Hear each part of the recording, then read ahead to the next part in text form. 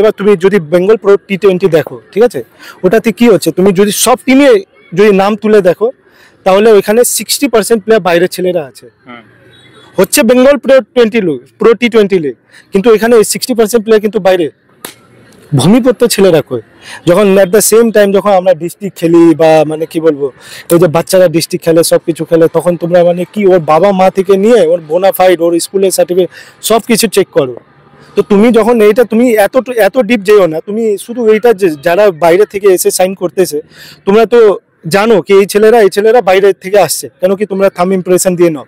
তো আগামী 2 বছর আগে তো বাইরে ছেলে ছিল, এখনো এরা লোকাল হয়ে যাচ্ছে।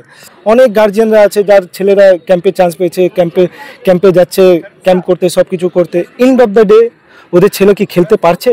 নাই, কুচবিহারে নাই, রায়গঞ্জে নাই, উত্তর দিনাজপুরে নাই, কি মানে আরও অন্য যেরকম গ্রাম দিকে যে ইসলামপুর আছে, আরও যে ছেলেফেলেরা আছে, তো ওরা কি খেলার যোগ্য নাই? এই যে এরা এত ইউনিফর্ম কোচিং করায়, ঠিক আছে, এ বি নজরে বা কারো নজরে ভালো হয়ে লাভ নাই। আমি এটাই জানি, ঠিক আছে, যেটা ভুল সেটা ভুল, যেটা ঠিক সেটা ঠিক। আমাদের উত্তরবঙ্গ থেকে বেঙ্গল প্রো টি20 লিগে যেমন ডিস্ট্রিক্ট খেলার পর অনেকে সুযোগ পায়নি, অনেক নন্দী ও সুযোগ পেয়েছে। তো যাই হোক, এটা খুব ভালো খবর। তো সুযোগ পেয়েছে ঠিক আছে, কিন্তু বাদবাকি যারা ছিল তারা সুযোগ পায়নি, এবারে কী বলবো? দেখো, অনেক নন্দী সুযোগ পেয়েছে, সেটা কোন পারফরমেন্স হিসাবে পেয়েছে এটা কেউ জানে না, ঠিক আছে। ও কলকাতা লিগও খেলেছে, ও ডিস্ট্রিক্টও খেলেছে। তো যদি তুমি ওর পারফরমেন্সটা দেখো, ঠিক আছে, তো কলকাতা লিগে ও ভালো খেলেছে, ঠিক আছে, ডিস্ট্রিক্টেও ঠিকঠাক পারফরমেন্স করেছে। কিন্তু যারা এক্সেপশনাল পারফরমেন্স করেছে, হ্যাঁ, যারা হাইলাইটেড, তাদেরকে তো তুমি নাওনি। তুমি একটা এমন টুর্নামেন্ট করতেছো যেটা সব খেলার আগে, মানে এই যে টি20 যেটা ডিস্ট্রিক্ট খেলা হয়, এটা সিএবি যত খেলা থাকে তার থেকে সব থেকে মানে স্টার্টিং খেলা কিন্তু এটা টি20। তার মানে কি যত প্লেয়াররা আছে সবাই মানে রেস্টে আছে, সবাই ফ্রি আছে, এই টুর্নামেন্টটা সবাই খেলছে। তার মধ্যে আমাদের শিলিগুড়ির 2 জন প্লেয়ার ভালো খেলেছে, রাজকমল প্রসাদ, ঠিক আছে, সোনু সিং, এরা চান্স পায়নি। Highest wicket taker and second highest run গেটার, এরা হ্যাঁ টিম চ্যাম্পিয়ন হয়েছে। এবার টিম চ্যাম্পিয়নের মধ্যে অনেকজন প্লেয়ার, যেরকম তুমি দেখবে নবাঙ্কুর ঘোষ ফাইনালে ভালো খেলেছে, হ্যাঁ, নবাঙ্কুর ঘোষ, দেবজ্যোতি ঘোষ, হ্যাঁ, এরা 2 জন খুব ভালো খেলেছে। এরাই কিন্তু ফাইনালে ম্যাচটা শোল্ডার করে ম্যাচ জিতিয়েছে। তাতে এই টিমে আরও কয়েকজন প্লেয়ার ছিল, যেরকম মিথিলেশ দাস, সে তোমার ইস্ট বেঙ্গল খেলে, হ্যাঁ, সুপার ডিভিশন লিগ খেলে। আদিত্য শর্মাও ছিল, ঠিক আছে, হরতিন্দর সিং গিল্লো ছিল, ঠিক আছে। তো এদের নাম নাই কেন? এর ব্যাপারে কে কথা বলবে? এরা তো শুধু এটা না, এটা আমি শুধু শিলিগুড়ি ছেলেদের ব্যাপারে বললাম। আর যে অন্য যে আমাদের জেলা ছেলেফেলেরা আছে, যেরকম জলপাইগুড়ি আছে, জলপাইগুড়িতে কি ছেলেরা নাই খেলার মতন? মালদাতে নাই, কুচবিহারে নাই, রায়গঞ্জে নাই, উত্তর দিনাজপুরে নাই, কি মানে আরও অন্য যেরকম গ্রাম দিকে যে ইসলামপুর আছে, আরও যে ছেলেফেলেরা আছে, তো ওরা কি খেলার যোগ্য নাই? এই যে এরা এত ইউনিফর্ম কোচিং করায়, ঠিক আছে, এত কিছু করায়, তুমি যদি রিলেট করতে পারো তুমি এই জিনিসটা দেখবা। আজকে থেকে না, এটা বহু বছর ধরে, মানে আমার ক্রিকেট ছাড়া হয়েছে 6 বছর 7 বছর, ঠিক আছে। তা আমি যখন 14-15 বছর ছিলাম তখন থেকে এটা আমি নিজে এক্সপিরিয়েন্সটা বলছি। আমরা যখন ইউনিফর্ম কোচিংটা হতো আমরাও চান্স পেয়েছি অনেকবার, ঠিক আছে। সিএবিতে যেতাম, প্রায় 4-5 মাস পুরো রগড়ায় কলকাতায় প্র্যাকটিস করতাম, সব কিছু করতাম। যখন টিমটা যখন বের হতো 25 জনে, তখন আমাদের থেকে জিজ্ঞাসা করা হতো কি তুমি কি কলকাতার লিগ খেলো? তো এবার তুমি যে কলকাতার লিগ খেলো, তো তুমি যখন ইউনিফর্ম কোচিং করাচ্ছ, ঠিক আছে, তো এই ক্রাইটেরিয়াটা কেন রেখে দিচ্ছ না? কি ভাই, লাস্টে গিয়ে তুমি এই কোশ্চেনটা আস্ক করবা কি কলকাতার লিগ খেলছো কি খেলছো না, তার থেকে তুমি এই ইউনিফর্ম কোচিং করা আগে এই কোশ্চেনটা করে নাও। ক্যাম্পে তো কোনো মানে হচ্ছে না, তুমি এই যে ক্যাম্প করছো তার থেকে তো কিছু মানে কি তোমার থাকে, কি বলে ওটাকে, কিছু রিটার্ন তো আসতে হবে। তুমি আজ অবধি বলো, এই যে এখন টিল ডেটে শিলিগুড়িতেও আর অন্য ডিস্ট্রিক্টেও এটা হচ্ছে আর কি, ঠিক আছে, কয়টা ছেলে খেলেছে? এই যে এত গার্জিয়ান আছে, ঠিক আছে, আমাদের গার্জিয়ান ছিল, আর এই মানে টিল ডেটে বলছি 2024-এ অনেক গার্জিয়ানরা আছে যার ছেলেরা ক্যাম্পে চান্স পেয়েছে, ক্যাম্পে যাচ্ছে, ক্যাম্প করতে সব কিছু করতে। এন্ড অফ দ্য ডে ওদের ছেলে কি খেলতে পারছে? কেউ পারছে না। তুমি যদি দেখো নাম্বারস, এই যে ক্যাম্পে রিটার্ন কি আছে, রিটার্নস কিন্তু 0। এটা আমি মনে করি যখন রিটার্নসই নাই তাহলে এরকম লোক দেখানো কাজ করে তো লাভ নাই, এটা ওয়েস্ট অফ মানি, ঠিক আছে। ওয়েস্ট অফ কী বলবো, ওয়েস্ট অফ টাইম সব কিছু। আর এই যে এত মানে গার্জেনরা একটা ট্রায়াল হলে সবাই নিজে নিজে কাজ ফাজ সব ছেড়ে ওইখানে বসে আছে কি আমার ছেলেরা সিলেকশন পাবে, সিলেকশন পাচ্ছেও, তারপর কলকাতা গিয়ে ওকে 2 মাস 3 মাস রগড়াচ্ছে, পড়াশোনা সব খারাপ, সব কিছু খারাপ, তারপর ওদেরকে লাস্টে একটাই কথা বলছে কি কলকাতা লিগ খেলো, না খেললে না ওকে ক্লাব করে দিচ্ছে না কিছু করে দিচ্ছে, তাহলে লাভটা কি? আজকে যে এত ইউনিফর্ম কোচিং থেকে যে ছেলেদেরকে নিচ্ছ, তুমি ওদেরকে একটা ক্লাবও করে দিয়েছো, এত ইউনিফর্ম কোচিং করাচ্ছ, সব এজের বাচ্চাদেরকে নিয়ে করাচ্ছ, তো ওদের নিয়ে একটা কম্বাইন্ড নর্থ বেঙ্গল একটা কলকাতা লিগ টিম করো, সেকেন্ড ডিভিশনই টিম করো, তাতে তো অনেক অনেক কী বলে নর্থ বেঙ্গল ছেলেরা খেলতে পারবে। আর তার মধ্যে মেন কথা কি সিএবি তো সব কিছু অর্গানাইজ করে, তাহলে কি এটা অর্গানাইজ করা যায় না? এই ব্যাপারগুলো এরকম ম্যাচ এরকম বা এরকম টিম অর্গানাইজ করতে পারবে না, এরকম অপরচুনিটি ক্রিয়েট করা যায় না? কিন্তু তুমি বাস্তব যদি দেখো এরকম কোনো দিন হয়নি আর কোনো দিন আগেও হবে না। ফ্যাক্ট এটাই কি ওরা শুধু মানে দেখবা কি ক্যাম্প করাচ্ছে, ক্যাম্পে রিটার্ন কিছু নাই, ক্যাম্পে এন্ড অফ দ্য ডে ক্যাম্পে রিটার্ন কি আছে? লাস্টে ছেলেদেরকে নিজে থেকে ওই কলকাতা ক্লাব করতে হয়, এই করতে হয়, ক্লাব করতে গেলে ওই আপনাকে লাঞ্চে পুরো মাসে লাঞ্চে টাকা দিতে হবে, ড্রেসে টাকা দিতে হবে, না হলে খেলতে গেলে এই টাকা দিতে হবে, এটা ভাই টাকা দিবে কেন? আর সব থেকে বড় কথা কি সিএবি জানে না? হ্যাঁ, যদি তুমি একটা কথা আমি একটা এক্সাম্পল দিয়ে বলছি, যদি তোমার ঘরে লাইট জ্বলছে না আর তুমি এজ আ মালিক তুমি জানবা না কি লাইট কেন জ্বলছে না? হ্যাঁ, তুমি এত ক্যাম্প করাচ্ছ, সব কিছু করাচ্ছ, আর এটা থেকে তোমার ছেলেরা কীভাবে রিটার্ন আসছে না, তোমার ছেলেরা ইমপ্রুভ হচ্ছে না, কেন হচ্ছে না তুমি বুঝছো না? হ্যাঁ, এইখান থেকে ছেলে আমাদের উঠছে না কেন? এবার তোমার কি মনে হয় যে আমাদের যেমন শুধু শিলিগুড়ি বলে না, শিলিগুড়ি তো যদিও একটা ডিস্ট্রিক্ট না, কিন্তু সিএবির এই যে ডিস্ট্রিক্ট টুর্নামেন্টটা হয় শিলিগুড়ি পার্টিসিপেট করে, এর পাশাপাশি আরও অন্যান্য নর্থ বেঙ্গলের যে ডিস্ট্রিক্টগুলো রয়েছে এদেরকেও আগানো উচিত একসাথে। দেখো আমি তো আগে এই কথাটা যেটা বললাম আমি এই কথাটা বলছি, দেখো এসএমকেপি কোনো ডিস্ট্রিক্ট না, ডিস্ট্রিক্ট হলো দুটোই, দার্জিলিং জলপাইগুড়ি। এসএমকেপি একটা সংস্থা, ঠিক আছে, কিন্তু এখন এর যা মান্যতা আছে ডিস্ট্রিক্ট মতন আছে। দেখো জলপাইগুড়ি ডিস্ট্রিক্ট আছে, ওদের টিম যায়, দার্জিলিং ডিস্ট্রিক্ট আছে, ওদের টিম খেলে, ঠিক আছে, কিন্তু এসএমকেপি ডিস্ট্রিক্ট কোথায় কবে হলো?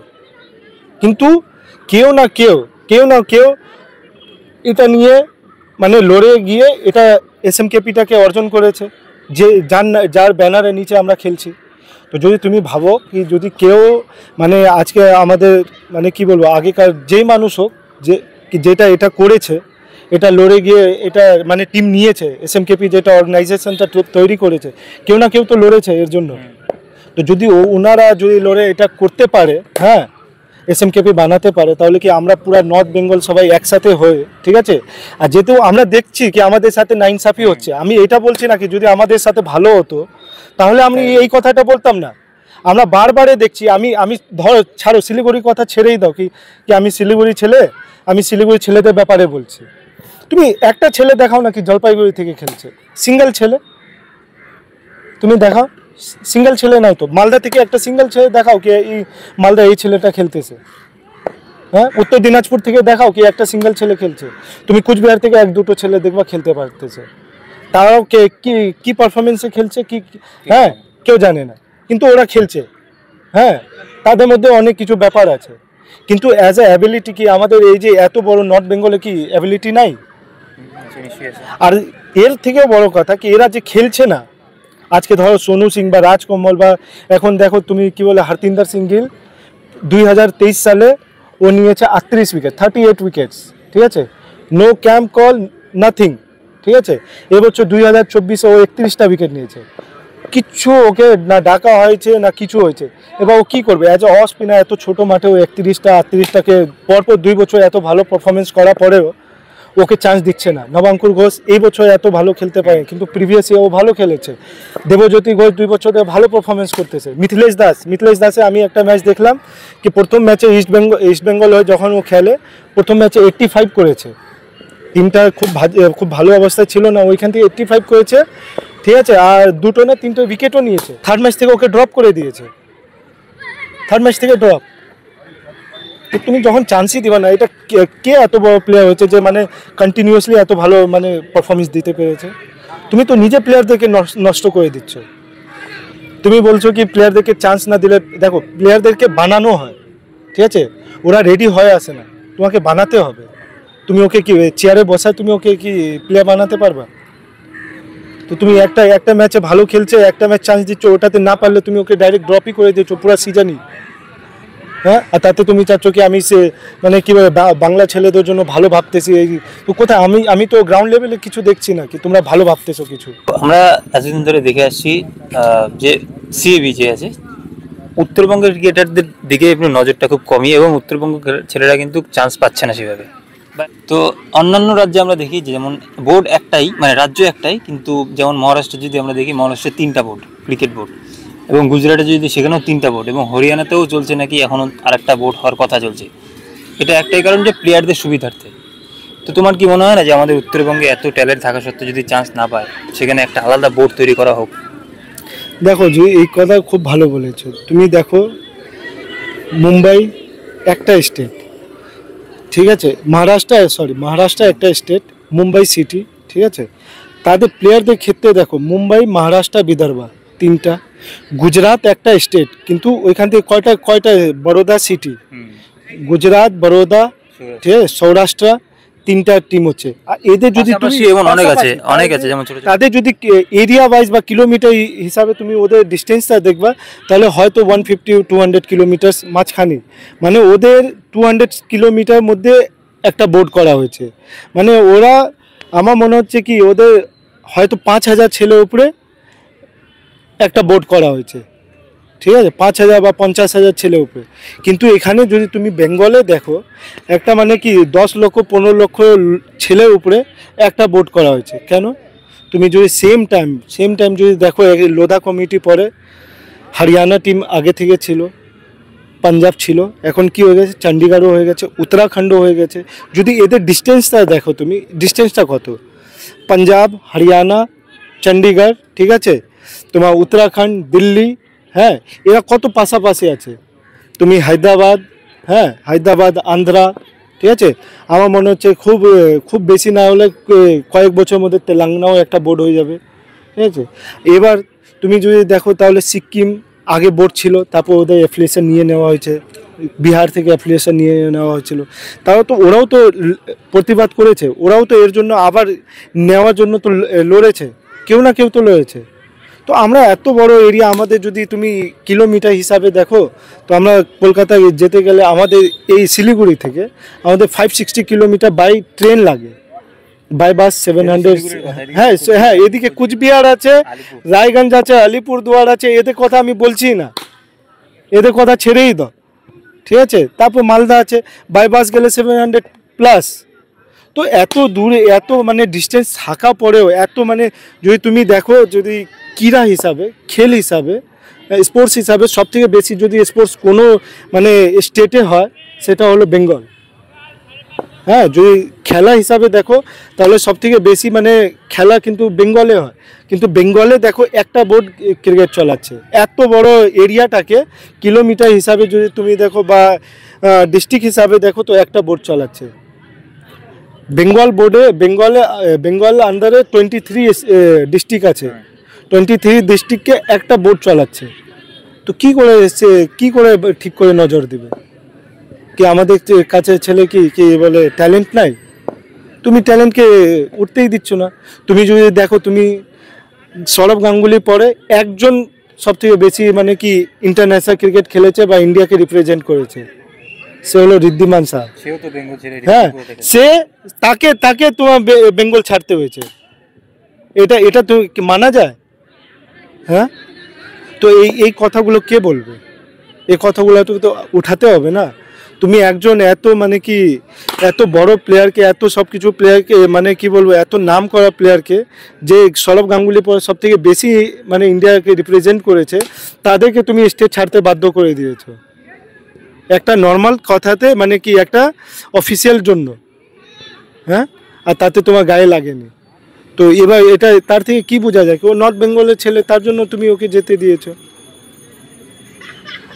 আজকে তো ত্রিপুরাই ভালো হচ্ছে, যদি এরকম এক্সপিরিয়েন্স প্লেয়ার যদি আমাদের বেঙ্গল ছেড়ে যায়, যদি ঋদ্ধিমান শাহ আমাদের বেঙ্গলে থাকতো, যদি উনি নিজে এক্সপিরিয়েন্স বা ও যে কী বলে টিমের সাথে থাকতো, তো ওর এক্সপিরিয়েন্সটা তো ম্যাটার করে না জুনিয়র ছেলেদের জন্য, টিমে তো একটা ম্যাটার করে। তো আজকে ওই লাভটা তো কী বলে ত্রিপুরা নিচ্ছে, তো সেটা হবে কেন? কি নর্থ বেঙ্গল ছেলে বলে তাই? তাহলে তার জন্য এই ব্যাপারে আমি বলছি, ঠিক আছে, শুধু নিজের ব্যাপারে ভাবে না, নিজের আগামী আসা জেনারেশনের জন্য এটা তোমাদের সবাইকে ভাবতে হবে। আজকে যদি না ভাবছো, আজকে যদি তুমি ভাবো কি আমি যখন খেলতাম আমার মনে হতো কি, আমরাও তো আমাদের সময় থেকে তো চলে আসে, তখন আমরা ভাবতাম কি আমার জন্য কেউ লড়বে, ঠিক আছে, তাই ওই দেখতে দেখে কেউ লড়বে, আজ অবধি কেউ লড়েনি। কিন্তু আজকে আমার মনে হচ্ছে কি আজকে আমাকেই নিজে লড়তে হবে, ঠিক আছে, আর কেউ আমাকে বাঁচাতে আসবে না বা আমাকে কেউ উপরে নিয়ে যেতে আসবে না। উপরওয়ালার তাড়ি ওকেই সাথ দেয় যারা লড়তে চায়। তো আমি তো এখান থেকে পিছনে সরবো না, আমার লেভেলে যেইভাবে হোক, আমার শিলিগুড়ি বন্ধুরা বা শিলিগুড়ি প্লেয়ারদেরকে নিয়ে আমার যা করা আছে আমি করব। নিজের নর্থ বেঙ্গল, জলপাইগুড়ি, কোচবিহার, মালদা, রায়গঞ্জ, উত্তর দিনাজপুর সবাই যত ক্রীড়াপ্রেমী আছে, যারা অ্যাসোসিয়েশন থেকে যুক্ত আছে, যারা যুক্ত নাই, যারা কোচিং ক্যাম্প থেকে যুক্ত আছে, আমি ওদের সাথে শুধু এই কথাগুলোই নিয়ে কথা বলবো কি এই যে ইউনিফর্ম কোচিং বা এত যে ছেড়ে যে তুমি প্রডিউস করছো, তারা কি এরা কি কেউ কলকাতা খেলার যোগ্য নেই? আর যদি আছে যোগ্য তাহলে কেন করতে পারছে না, তাহলে কেন খেলতে পারছে না, এর কোনো কোশ্চেন আছে? আর যদি নাই তাহলে এর জন্য তোমাকে লড়তে হবে।